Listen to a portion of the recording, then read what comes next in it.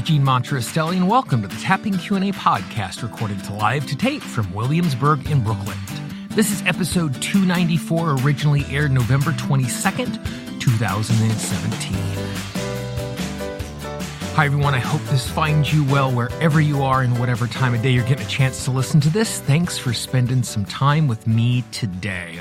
Today, we're going to have a conversation about finding clarity and why it's tricky to actually tap for that. But before we do that, two quick reminders. First of all, last week, episode 293, I spent some time talking about 5 simple things that you can do to get more out of your tapping session. It's really easy. If you listen to the audio once, you'll be able to ingest all 5 of those things and add them right away. If you want to learn those 5 things, all you need to do is go to tappingqandapodcast.com, click on the episode link for episode 293, and you will get those very simple things that you can do today that will make tapping easier for you. The other thing is we have a free 10-part guide for using tapping to help eliminate self-sabotage. All you need to do is go to tappingqanda.com, click on the big blue button, and we will get that to you. There's audios, there's videos, there's tapping scripts, there's instructions. We give you a little bit at a time so you can implement it. If you do this, you will find yourself in a circumstance where it'll be much easier for you to take action. If you're listening to this in the website, all you need to do is go up into the right-hand column there. You will see a blue button there as well, and we will start getting you the guides right away. Today, I have a conversation with one of my favorites, Carol Look, and we talk about how you can get yourself to clarity and how your life changes when you have that clarity. And there's some really easy, simple tapping things that we talk about. We even do a little tapping in the interview itself. And one of the things that is hard about clarity is a hard thing to have. Instead, what we're doing is we're removing the things that are in the way for us to be clear, because clarity is our natural state. So with that being as a starting point, you're going to see in the conversation, we're going to show you how to figure out what is in the way of having that clarity and what you can do specifically to eliminate that so that it's easier for you to have your life move in a direction, whichever part you want clarity in a much easier fashion. So here is my conversation with Carol Look.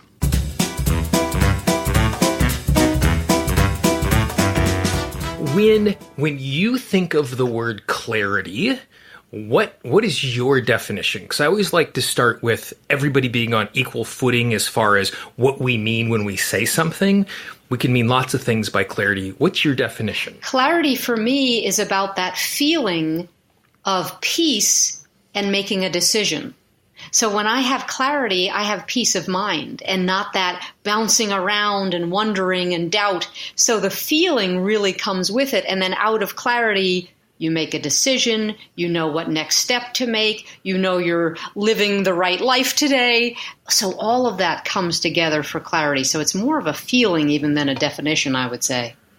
And so that sense of clarity, because it's a feeling and it's not necessarily something that we are, that we're describing in a specific way, how then do we know what we want to get clear about and what is in the way? Like, how do we work a process towards that?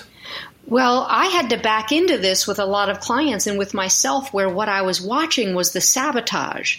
And what the sabotage was pointing to ended up being a fear of clarity. So people didn't come and say, I want clarity. People came and said, oh, I keep procrastinating, I keep sabotaging, I don't have what I want and I don't know why. And as it turns out, clarity was eluding them because of their fears, not just because of their behaviors. People come to coaching for their behaviors, right? They say, I'm in my own way. They say, I'm procrastinating. They say, I'm messing up my relationships and business or something. And then you have to back into, well, what's the cause? What's the reason? What's the upside and the downside? So what I found out is that people would think they wanted clarity and wanted to move forward, but the truth is, they don't because they're afraid of it. They don't because it's very, very meaningful to be really clear and specific in your behavior and decisions. And people are afraid of what other people are going to think and what other people might say. And when you have real clarity, you're you tend to be very successful personally and professionally, and peaceful in your mind, in your emotional state. You tend to be much more peaceful. And let's be honest, it triggers people. And what do you mean by it triggers people? Like it triggers people because I am clear, or it triggers people as we get to being clear? It triggers people when you're clear, because when you're clear, you're going to be more successful and peaceful and happy. And when you're clear and successful and peaceful and happy, people say, hey, why does Jean have it? Why does Carol have it? What's the matter with me? So it triggers them into some jealousy, into some feelings of envy, and some misunderstanding, like not understanding why other people have it and they don't. And people who are really clear have done the work to not worry about other people's reactions, to not worry about standing out, to not worry about being successful and shining. And it's hard work to do. But people who are really clear show others that it can be done. But you know how that is. Success triggers other people. And before that, you mentioned the fact that when we are clear, we are more successful. And I guess intellectually, that seems like an obvious fact. But why is that the case? What happens when I have clarity? What is different about me, about how I act, about how I move, that is more likely to have me be successful? When you're clear, you have alignment of your mind, your emotions, your heart, your gut. And when you're in alignment, you don't waste time anymore. So people who are really clear emotionally, and it matches their gut feeling and their solar plexus and their life purpose, there's no time to waste time. They take a step and it's the right step. They take a step and they need to tweak that. They take a different step. They move forward and they really feel that congruence, right? And that's what makes people more successful. So when you are getting a client, or when you're offering a proposal, or when you're talking to colleagues, you're different. You're very, very clear. And then people tend to want what you have. They tend to think, oh, Gene's going to get this done. I'm going to give this to Gene because I know he's going to be successful with this. So a whole mood and attitude surrounds people who are clear. That's been my personal experience and professional. And it's really interesting. I've never thought of it in terms of clarity before, but what you're saying rings true for me. One of the things that I do is every morning at the beginning of the day, as I look at my to-do list, and I imagine doing every single action on my to-do list, and if there's an emotional charge, I tap for it. Because I know that I don't do the most important task first. I do the most important task first that is not emotionally dangerous. And so if I go through and tap on everything on my list, none of them feel emotionally dangerous anymore. And so I am naturally drawn towards the most valuable task on my list. And so what it sounds like when you're talking about this sense of clarity is that when we have this sense of clarity, we are naturally drawn to doing the things that are most useful. We become productive. We're not just busy. We're doing the right things. We're not just doing things. Productive, not just busy, that's for sure. And we don't find overwhelm as a way to escape. Now, I know a lot of people feel legitimately overwhelmed and they say, you don't understand, but it's also being used as a way not to deal cleanly, clearly, and forthrightly with what's on your plate. So someone says, oh, I'm so overwhelmed. And I say, well, what's the upside of that? And they look at me with those emoji, bug eyes, and they say, well, when I'm overwhelmed, I don't have to make decisions and move forward, and I don't have to leave this professional partnership that's not good for me, and I don't have to, talk to my teenager about the drug use, and I don't have to do this, and I don't have to do that. It does something for us. And remember, human beings, 100% of us, like to protect ourselves. You use the word emotionally dangerous. We like to protect ourselves from anything that feels threatening. Right. So if something feels threatening because it feels exposing, or we feel that we're going to have to say to our boss something like, or a colleague or a friend, if that feels threatening, then we're going to rather not be clear and rather just be busy and go through the day. And before you know it, another month has passed. And so I guess as we think about this, like when I sit down to tap, it's really easy for me to tap for a physical pain. It's really easy for me to tap for a limiting belief or a memory. Like there's this really specific entry point. What is, like, I could say, I want to be more clear and I want to have more clarity, but there's not an obvious entry point or there's not an obvious thing that is in the way of me having more clarity.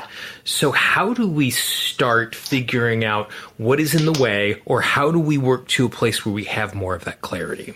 Great question. What I would do is ask people to repeat this phrase. This is what I use with my clients. I'm afraid to be clear because if I am, then, and they pop out with things right and left. It's really funny. But until they're asked that, they're in this place of, what do you mean? It's okay. I'm just overwhelmed. I have a lot to do. My to-do list is so long, it has its own to-do list. And they don't get there. But when you get clear about the sentence, I'm afraid to be clear. And the reason is because if I am, this could happen.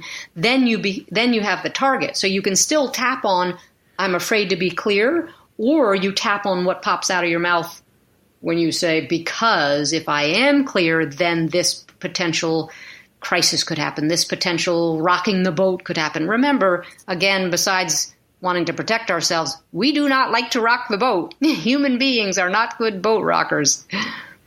It's really interesting. As you were saying that, and you're saying, I have my client say, and I was just saying it inside of my own head to engage with, see how it would feel. And just saying, I want to be clear, instantly created some butterflies. Yes. Like yes. just by not intellectually thinking about clarity, but making the declarative statement. And I didn't say it out loud. I was just thinking it as you said it out loud, and instantly butterflies. And I could feel my shoulders just pinch in a little bit as I'm hunching over, like, again, this defensive posture of trying to protect myself, of going, wow, if I get clear about this, then trouble comes. And what's interesting is, in this particular circumstance, as I tune into the emotion I'm feeling right now, I am already clear on what I want, and I am already clear on the actions that need to happen. So the clarity is there. There's a part of me that's just not willing to step into it and engage it right away. Exactly. Now, you use the phrase, trouble comes. That's what the tappable issue is. Yep. Right? So everybody says, I want clarity. Everybody says, I want success. I want abundance. Well, you do, but you haven't done the 5 steps that you paid a lot of money to get coaching for. So there right. is something in the way. There is a downside for you. And once you can find the downside, either ask, say this statement, I'm afraid to be clear because, or the downside of my being totally clear in my business is what? Oh, guess what? I go out on my own. I upset my colleague. My boss gets mad at me. My sister's upset with me. Something's going to happen with your clarity. Something's going to happen with your success. If you doubled your income, everybody thinking right now, think of doubling your income. Think of doubling your clients. Think of finally cleaning up a relationship personally or professionally that has not served you, but you've been staying in it for the wrong reasons. All of that's going to shift everything in your life. And for me, again, just thinking of the issue that's in the back of my head, for me, it's an identity issue. That the change that I know I want to be making is going to just put me in a different position in the world. And I'm going to be interacting with different people, and I will be leaving, it feels, in some capacity, that I'm leaving some people behind because I'm moving to this new place. And part of it is I want to cling to that predictable known thing. And part of it is, what are those people going to think about me as I move on to this new place? Right, right. And isn't that a classic that people are afraid in the rocking the boat, they either leave people behind or people leave them behind or something changes and then you don't feel stable in standing on your ground. Something feels different enough to say, whoop, let's go back to the way things used to be. So it, of course, rocks the safety issue in your mind. And it's really interesting that you used rocking of the boat and that sort of metaphor to it. A few weeks on the podcast, I was talking to Andy Bryce, and we were going through some stuff. And the way I described an emotional issue was standing on a dock that isn't secure, but one of those floating docks. Yes. and a boat coming by and the whole thing kind of rocking and not having my sea legs under me. Right. It's really interesting that the way that we are, that evolutionarily we're disposed to stay away from things that are dangerous. I mean, just generation after generation, those of us who had a good fear sense are the ones who survived. Therefore, it got passed on and we've gotten really, really good at keeping ourselves safe. And that is such a short-term emotion. It's about, getting out of the way of the car, avoiding the tiger, whatever that thing is. And there's no sense of this long-term value of making this change, even though it's unpredictable. And there's a part of us that just wants to keep doing the thing that we know because it's predictable, even if it isn't for our best. Being hyper alert is, as you say, in generation after generation of our genes. And let's be honest, we all like the sugar high. And the sugar high is not long-term doing the work so that we have something down the road. We want what we want, and we want it now. And if that's emotional safety, sometimes we do it. So I'd love to tap Gene on this. What you were saying, I'm afraid to be clear because of the consequences. I'm afraid to be clear because of what might happen. I can do a whole workshop, a 2-day workshop on just that issue, and people would change their lives. Absolutely. Well, yeah. If you want to lead us through some tapping, I would happily be the echo along with the audience. So I'm following you. Awesome. So if everybody could try that sentence, I'm afraid to be clear because, and then see what you get as what are you honestly afraid of? And then you measure that. I'm afraid that could change. I'm afraid that person would be upset. I'm afraid I'll have to be more exposed and shiny, whatever it is for you. And then feel it. Like Gene was saying, I actually feel the butterflies already. Okay, and then tap with us, karate chop point. Even though I'm afraid to be clear because of what might change. Even though I'm afraid to be clear because of what might change. I deeply and profoundly love and accept myself anyway. I deeply and profoundly love and accept myself anyway. Even though I'm afraid to be clear because I know things are going to change. Even though I need to be clear because I know things need to change. I accept who I am and how I feel. I accept who I am and how I feel. That was very funny. You said totally different words. I know. And that's what happens is we resonate. We hear the words and then we say back what we need to say. Oh, that's so funny. Even though I'm afraid to be clear because of what might change. Even though I'm afraid to be clear because of what might change. I deeply and profoundly love and accept myself. I deeply and profoundly love and accept myself. Now, what I want to say to the audience, because some people would get triggered by your word need to change. You don't have to need to change. You just need to honor and validate what your fear is. Gene was able to say, I know I need to change. You may not be there yet. Totally fine. I promise. So stay with your feelings. All right. Go to the eyebrow point. I'm afraid to be clear. I am afraid to be clear. Side of the eye, because I'm afraid to change. Because I'm afraid to change. Under the eye, I don't want to rock the boat. I don't want to rock the boat. Under the nose, no wonder I've been avoiding things. No wonder I've been avoiding things. Chin, no wonder it's so convenient to be busy. No wonder it's so convenient to be busy. Collarbone, I think I need to be clear. I think I need to be clear. Under the arm, but I'm afraid of it. But I am afraid of it. Top of that, I'm afraid to be clear. I'm afraid to be clear. Because it's going to rock the boat. Because it's going to rock the boat. Eyebrow, and you know I don't like to rock the boat. And you know I don't like to rock the boat. Side of the eye, I'm afraid to be really clear. I'm afraid to be really clear. Under the eye, things are going to change. Things are going to change. Under the nose, but I'm craving clarity. But I'm craving clarity. Chin, I want that peace of mind. I want that peace of mind. Collarbone, I want to make the right decisions for me. I want to make the right decisions for me. Under the arm, and I honor my fear and any other emotions. And I honor my fear and any other emotion. Top of the head, I choose to be clear right now. I choose to be clear right now. Good. Deep breath. And then, of course, a la EFT 101, you'd go back and measure the number if you got a really high number on your fear. And really, the question is what came up, what happened, because with a topic like clarity, some people were so triggered by us using the words need, they've they're gone, right? They're not even in the exercise. Other people are like, wait a minute, I did this exercise for my work life, but I think it's about my marriage. Oh, okay. The next person says, uh-oh, this is about getting my book done. And the next person says, this is about the children. So just make sure you honor the topics that come up when we're talking about clarity and the fear of being clear and what might happen. That's really the trigger phrase, because this could change, because I could change, because something might happen. That's what's hiding behind the initial layer of being too busy or overwhelmed or not doing what we say we think we need to do. It's one of the reasons why I think it's so important when we're tapping on something like this that we tap with a pencil and paper nearby as those thoughts come up. I don't know about you, but I quickly lose some of those thoughts. And so I like to gather them up. So even if I don't have time to engage with them now, or if I do, I haven't forgotten them, but I'm giving myself the opportunity to continue to unpack and unnest what is there that's showing up around this issue of clarity.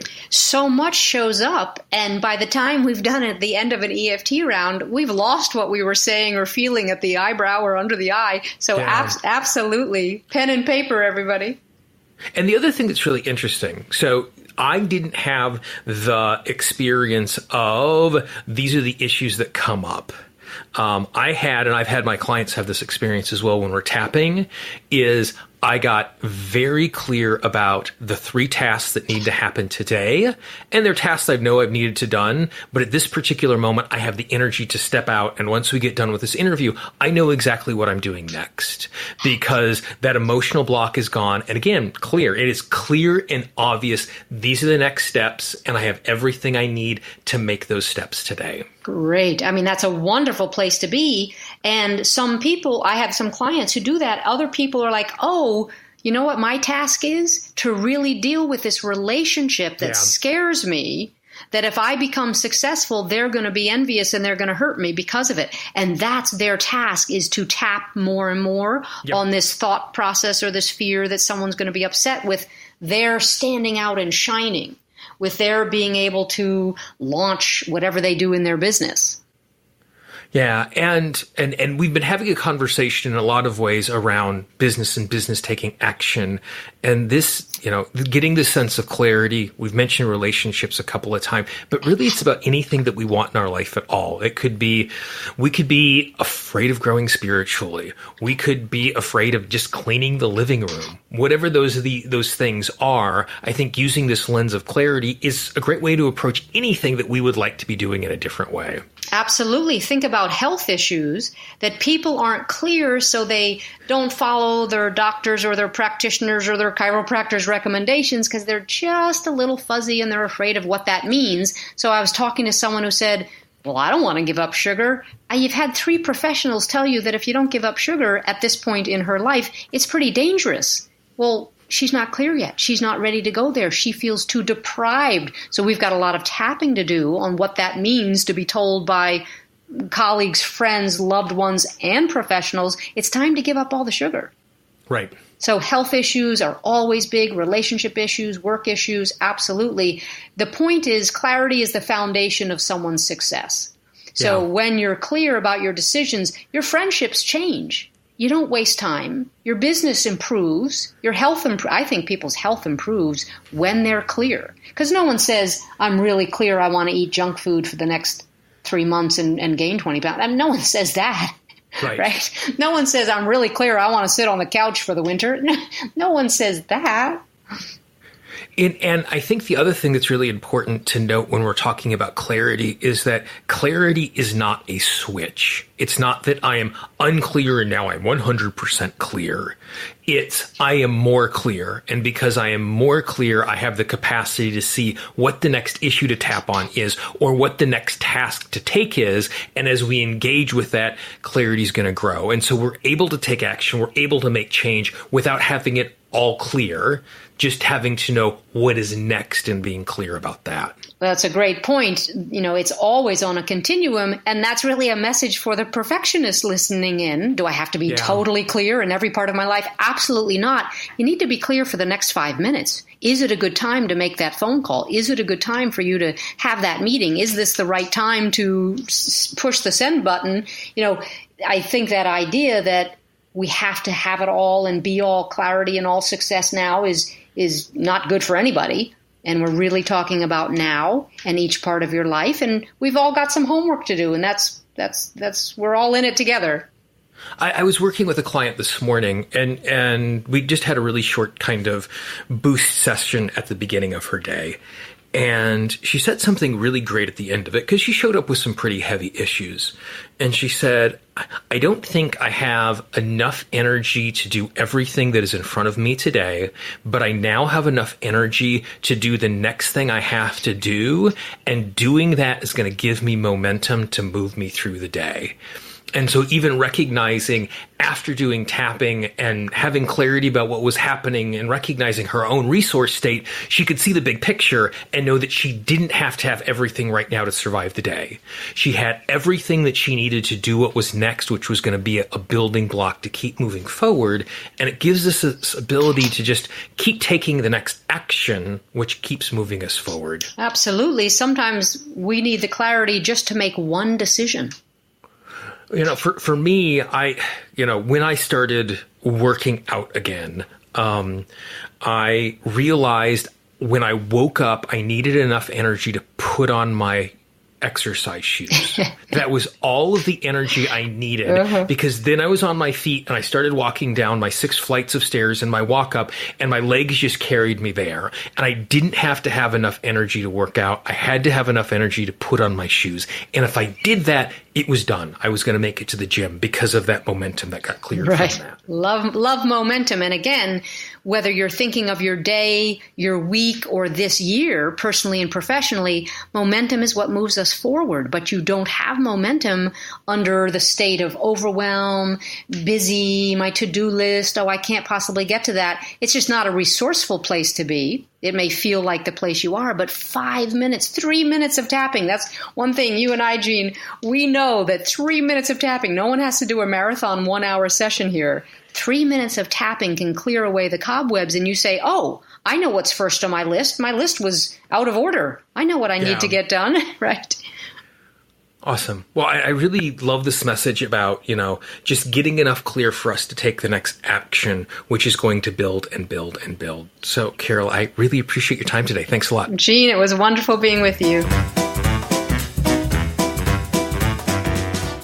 So I hope you found that conversation useful. I always love getting a chance to chat with Carol. For more information about Carol and all the amazing things she's doing, all you need to do is go to tappingqandapodcast.com, click on the link for episode 294. If you happen to be listening to this in a smartphone, just go into the show notes. All of the links are right there inside of the show notes. Also, you will find links to all of the interviews that I have done with Carol over the last 8.5 years of the podcast. There's lots of good, useful information waiting for you there. If you know someone in your life who could use the information we shared today, please be our ambassador. You don't need to spam your inbox and send it to everybody you know. But if there's someone in your life who could benefit from this, please do me a favor, do them the favor, and pass this audio along. Again, don't send it to everybody in the world, but someone might use this, and it might make a difference for them today. If you haven't signed up for our free 10-part guide, you can always do that at tappingqanda.com. The entire podcast archive can be found at tappingqandapodcast.com. We now have over 350 audios, interviews like this, tapping scripts, instructions, all sorts of amazing stuff. Again, all of it is free, and the entire archive back to the beginning is available to you, tappingqandapodcast.com. If you have a question, if you have a comment, if there's something that you'd like to see us cover in the future, please let me know what those topics are, those people you'd like to see interviewed. You can always reach me, Gene, Gene, at tappingqanda.com. If you're on the website, click on the contact link. If you're inside the Tapping Q&A app, just click on that contact button. You can send me an email, or you can even leave me a voicemail message from right inside of the app. For the Tapping Q&A podcast, this is Gene Monterastelli. I hope you have a great day, and I will talk to you real soon. Bye-bye. The Tapping Q&A podcast is copyright Gene Monterastelli, Tapping Q&A 2016. All views expressed by guests are those of the guests and not necessarily of Gene Monterastelli or Tapping Q&A.